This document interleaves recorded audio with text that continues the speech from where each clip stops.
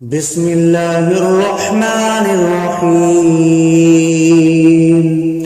ياسين والقرآن الحكيم إنك لمن المرسلين على صراط مستقيم تنزيل العزيز الرحيم لتنذر قوما ما أنذر آباؤهم فهم غافلون لقد حق القول على أكثرهم فهم لا يؤمنون إنا جعلنا في أعناقهم أغلالا فهي إلى الأذقان فهم مقمحون وجعلنا من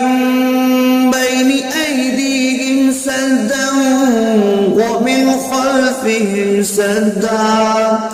ومن خلفهم سدا فأغشيناهم فهم لا يبصرون وسواء عليهم أأنذرتهم أم لم تنذرهم لا يؤمنون إنما تنذر من اتبع الذكر وخشي الرحمن بالغيب فبشره بمغفرة وأجر كريم إنا نحن نحيي الموتى ونكتب ما قدموا وآثارهم وكل شيء أحصيناه في إمام مبين واضرب لهم مثلا أصحاب القرية إذ جاءها المرسلون إذ أرسلنا إليهم اثنين فكذبوهما فعززنا بثالث فقالوا إنا إليكم مرسلون قالوا ما أنتم إلا بشر مثلنا وما أنزل الرحمن من شيء إن أنتم إلا تكذبون قالوا ربنا يعلم إنا إليكم لمرسلون وما علينا إلا البلاغ المبين قالوا إنا تطيرنا بكم لئن لم تنتهوا لنرجمنكم وليمسنكم منا عذاب أليم قالوا طائركم معكم أئن ذكرتم بل أنتم قوم مسرفون وجاء أقصى المدينة رجل يسعى قال يا قوم اتبعوا المرسلين اتبعوا من لا يسألكم أجرا وهم مهتدون وما لي لا أعبد الذي فطرني وإليه ترجعون أأتخذ من دونه آلهة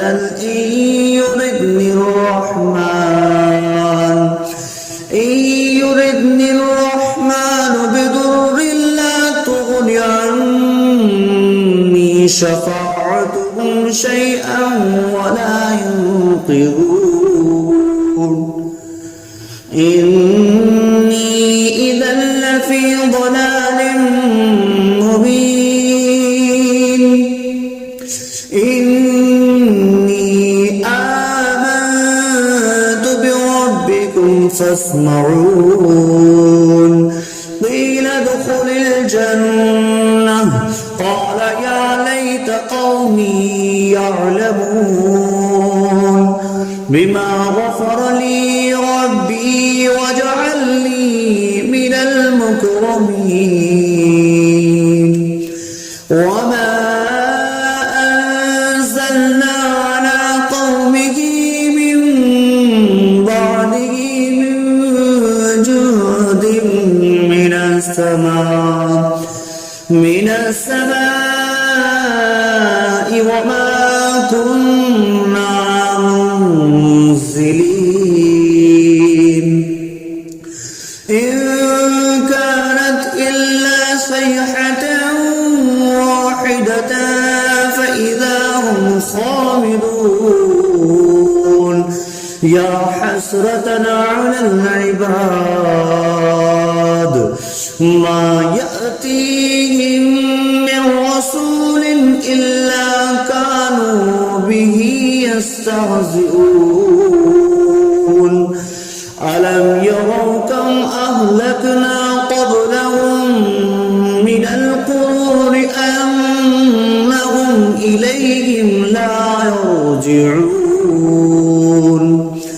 وإن كل لما جميع لدينا محضرون وآية لهم الأرض الميتة أحييناها وأخرجنا منها حبا فمنه يأكلون وجعلنا فيها جنات من نخيل وأعناب وفجرنا فيها من العيون ليأكلوا من ثمره وما عملته أيديهم أفلا يشكرون سبحان الذي خلق الأزواج كلها مما تنبت الأرض ومن أنفسهم ومما لا يعلمون وآية لهم الليل نسلخ منه النهار فإذا هم مظلمون والشمس تجري لمستقر لها ذلك تقدير العزيز العليم والقمر قدرناه منازل حتى عاد كالأرجون القديم لا الشمس ينبغي لها أن تدرك الكمال الليل سابق النهار وكل في فلق يسبحون وآية لهم أنا حملنا ذريتهم في الفلك المشحون وخلقنا لهم من مثله ما يركبون وإن نشأ نغرقهم فلا صريخ لهم ولا هم ينقذون إلا رحمة منا ومتاعا إلى حين وإذا قيل لهم اتقوا ما بين أيديكم وما خلفكم لعلكم ترحمون وما تأتيهم من آية من آيات ربهم إلا كانوا عنها معرضين وإذا قيل لهم أنفقوا مما رزقكم الله قال الذين كفروا للذين آمنوا أنطعم من لو يشاء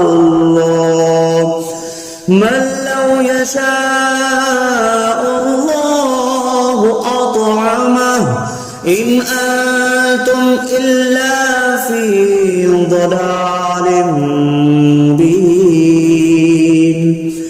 ويقولون متى هذا البعد إن كنتم صادقين ما ينظرون إلا صيحة واحدة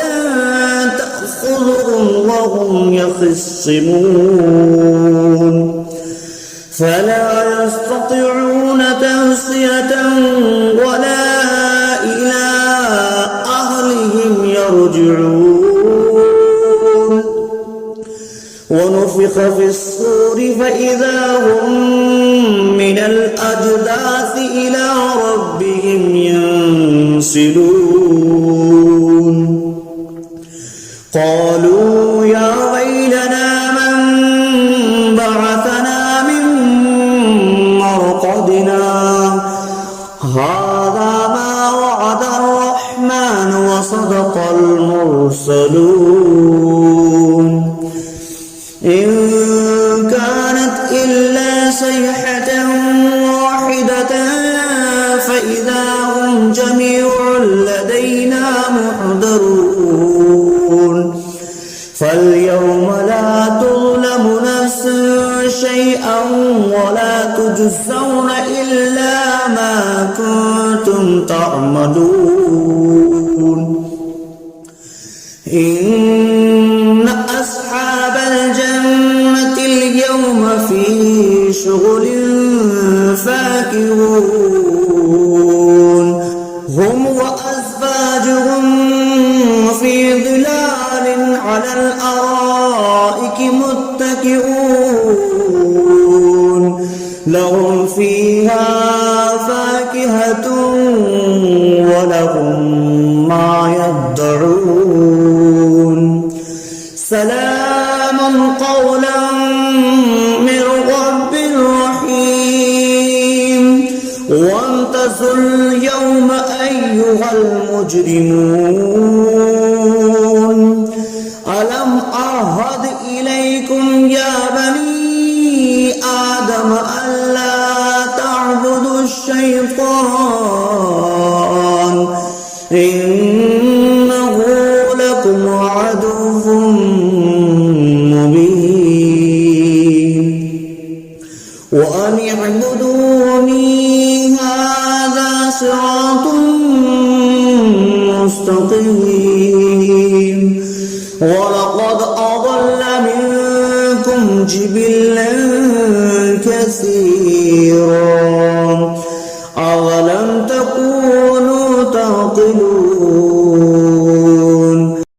هذه جهنم التي كنتم توعدون نتجاوزها اليوم بما كنتم تكفرون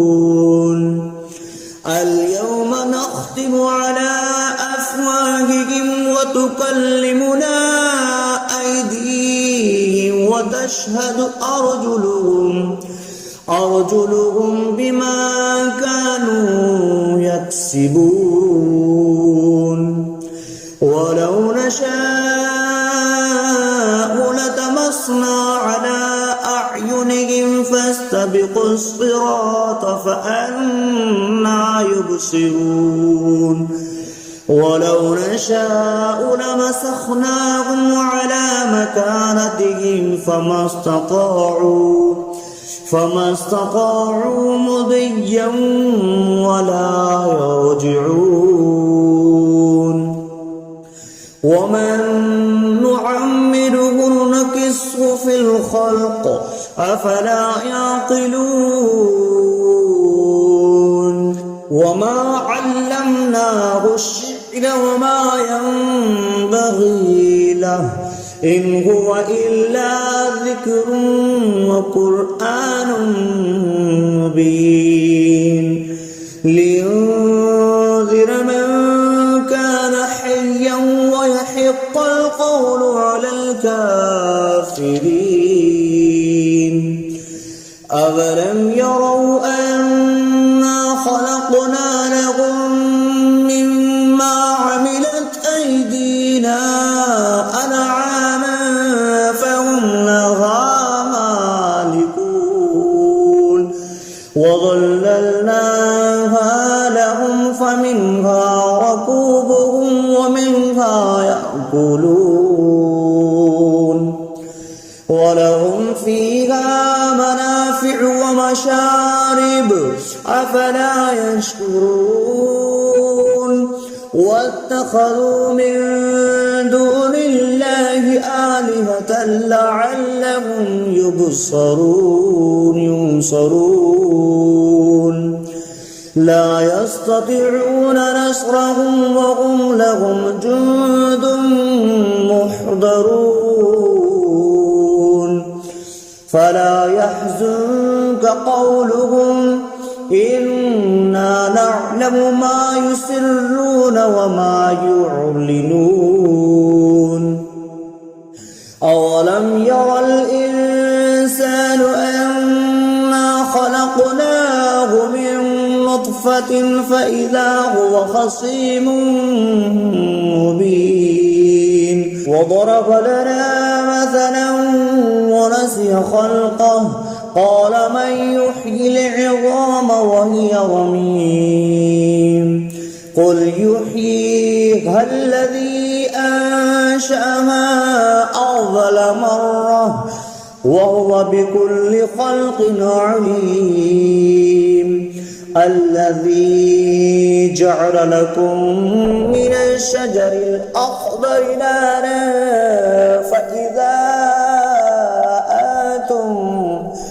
فإذا أنتم منه توقدون أوليس الذي خلق السماوات والأرض بقادر على أن يخلق مثلهم بلى وهو الخلاق العليم إنما أمره إذا أراد شيئا أن يقول له كن فيكون فسبحان الذي بيده ملكوت كل شيء وإليه ترجعون بسم الله الرحمن الرحيم الرحمن علم القرآن خلق الإنسان علمه البيان الشمس والقمر بحسبان والنجم والشجر يسجدان والسماء رفعها فوضع الميزان ألا تطغوا في الميزان وأقيموا الوزن بالقسط ولا تخسروا الميزان والأرض وضعها للأنام فيها فاكهة والنخل ذات الأكمام والحب ذو العصف والريحان فبأي آلاء ربكما تكذبان خلق الإنسان من صلصال كالفخار وخلق الجان من مارج من نار فبأي آلاء ربكما تكذبان رب المشرقين ورب المغربين فبأي آلاء ربكما تكذبان مرج البحرين يلتقيان بينهما برزخ لا يبغيان فبأي آلاء ربكما تكذبان يخرج منهما اللؤلؤ والمرجان فبأي آلاء ربكما تكذبان وله الجوار المنشآت في البحر كالأعلام فبأي آلاء ربكما تكذبان كل من عليها فان ويبقى وجه ربك ذو الجلال والإكرام فبأي آلاء ربكما تكذبان يسأله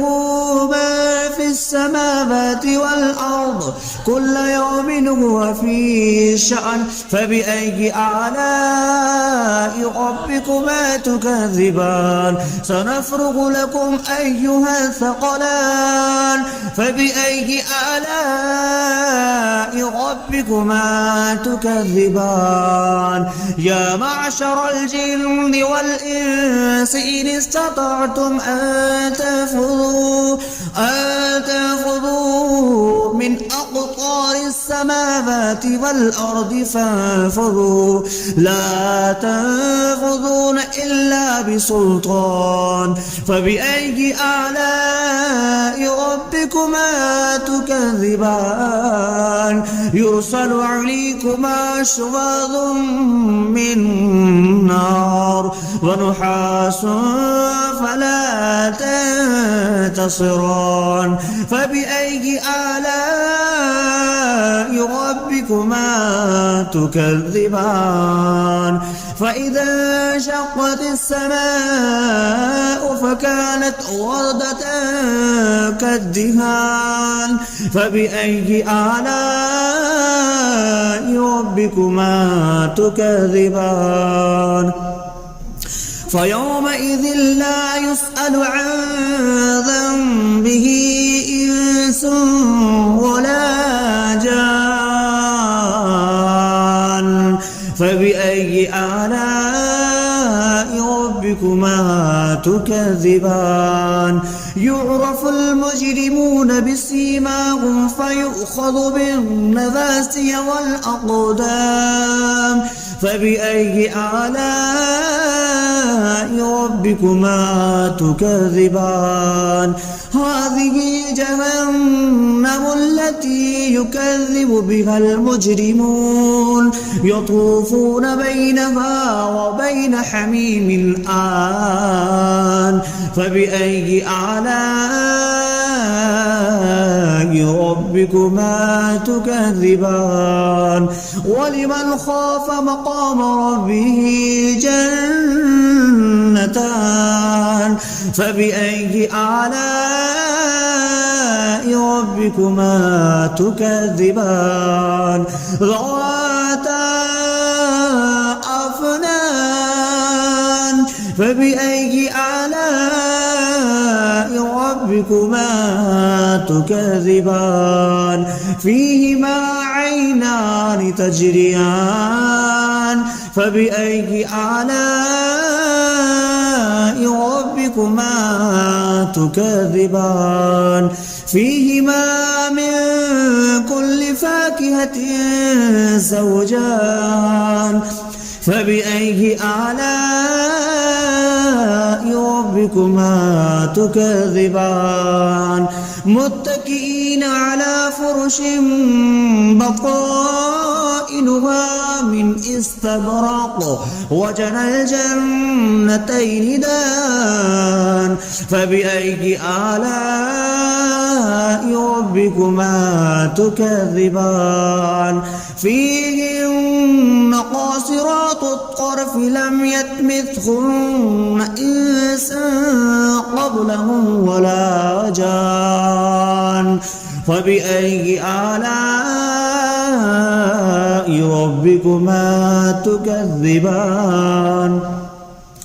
كأنهن الياقوت والمرجان فبأي آلاء ربكما تكذبان هل جزاء الإحسان إلا الإحسان فبأي آلاء ربكما تكذبان ومن دونهما جنتان فبأي آلاء ربكما تكذبان مدهامتان فبأي آلاء ربكما تكذبان فيهما عينان نضختان فبأي آلاء ربكما تكذبان فيهما فاكهة ونخل والرمان فبأي آلاء ربكما تكذبان فيهن خيرات حسان فبأي آلاء ربكما تكذبان حور مقصورات في الخيام فبأي آلاء ربكما تكذبان لم يطمثهن إنس قبلهم ولا جان فبأي آلاء ربكما تكذبان متكئين على رفرف خضر وعبقري حسان فبأي آلاء ربكما تكذبان تبارك اسم ربك ذي الجلال والإكرام صدق الله العظيم.